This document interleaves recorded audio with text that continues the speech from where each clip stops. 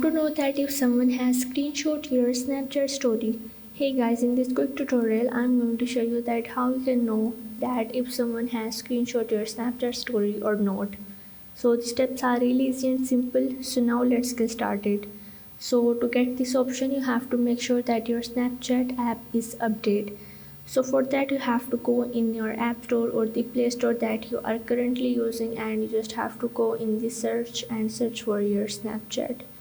So now inside you just have to click on it and make sure that your Snapchat is updated, and after that you just have to open it. So once you open up your Snapchat you just have to go in your story, and here you have to add your story. Now how you can see that if someone has screenshot your story, and as you can see that here in the bottom left corner there is the arrow icon, you just have to tap on it. Now from here you are able to see that who viewed your Snapchat, and if someone screenshot your story it is also mentioned here. So this is how you can know that if someone has screenshot your Snapchat story. So if this video helped you out, make sure to like and subscribe the channel, and see you in the next video.